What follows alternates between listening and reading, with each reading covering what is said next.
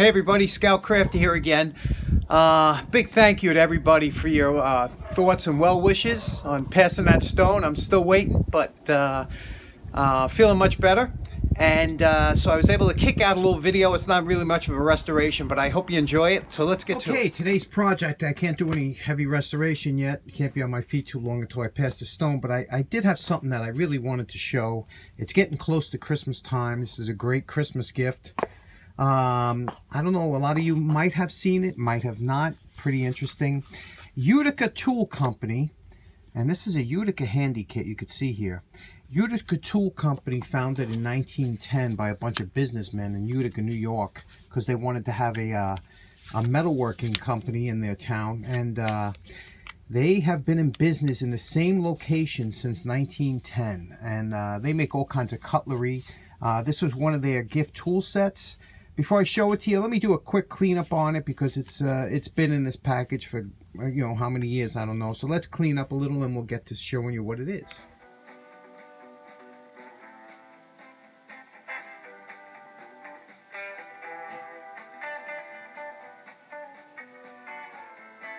Now, this kit was marketed back in, you know, all the way back from the 30s and 40s. But this kit here, because you could tell from the vinyl case, they used to come in a leather type case. This was probably more in the 50s and 60s era. And we laugh about vinyl now because years ago it was kind of a cheap casing. But vinyl is actually a preferred casing over leather because leather holds moisture and vinyl doesn't. And so these cases, you know, a lot of times you wouldn't see, unless moisture got in between, they didn't hold the moisture like leathers. Once leather got wet, it would absorb it like a sponge. Here's the case basically laid out. It's a 6-piece set, and it came with 5 accessories, and of course the typical knife. Utica made a lovely low-cost knife. Their steels were quite good. And you could see here, we just wiped it down with a little 336. You could see here, it says Utica Cutlery Company, Utica, New York, made in the USA. And this was you know, their general grade steel. These weren't super high quality knives. They had plastic scales, but they had brass bolsters and, you know, a decent steel. They made not only tool kits, but they also made cutlery, flatware. They made hunting knives, things like that. They even had military contracts.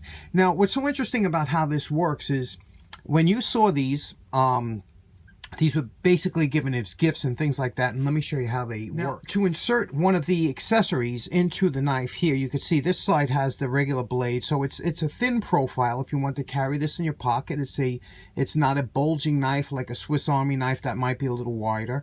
And to add on this side here was where you would add the tool itself. And to do that, all you had to do was take this little hook, place it in here, and open it like a pocket knife. That was solid. There's no rattle, there's no shake, and you had a functioning tool, whichever one. To remove it, just like you were closing the pocket knife, but instead of closing all the way, you slip it out.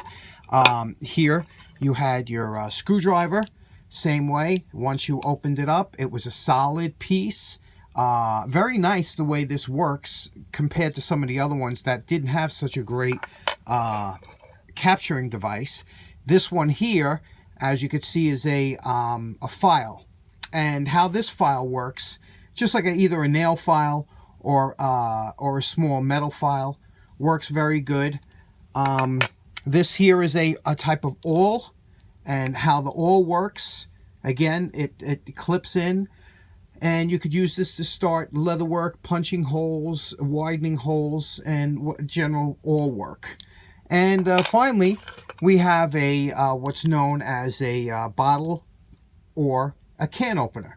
A lot of you have never seen these can openers work, especially some of the newer generation. So let me show you how this works. Now, back in our great-grandfathers and grandparents' days, this was the only can opener they had. They didn't have that new wheeled, newfangled device. So how this works is you basically capture this little hook under the rim of the can and puncture it with the top. And I'll show you in real time how long it takes to open a can.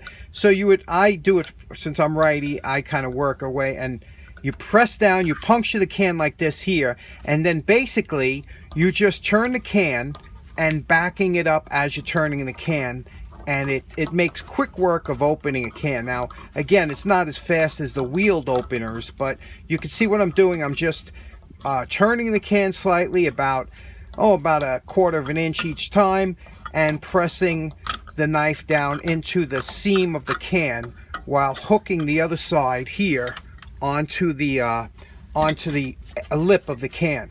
When you get to this point here, you know, your can would pretty much be opened, and you could take out the contents.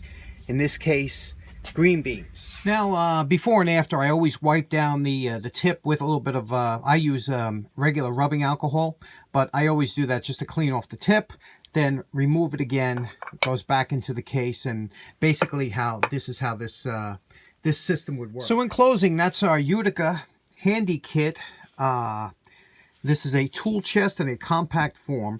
But if you ever come across one of these at a garage sale or something, and especially if it has a leather case or if it's made in Germany and it's a couple dollars, pick it up, because these do fetch a lot of money if they're in decent shape, and also if they're made in Germany or whatever. Some of these kits came 20-piece sets with corkscrews and chisels and all kinds of things.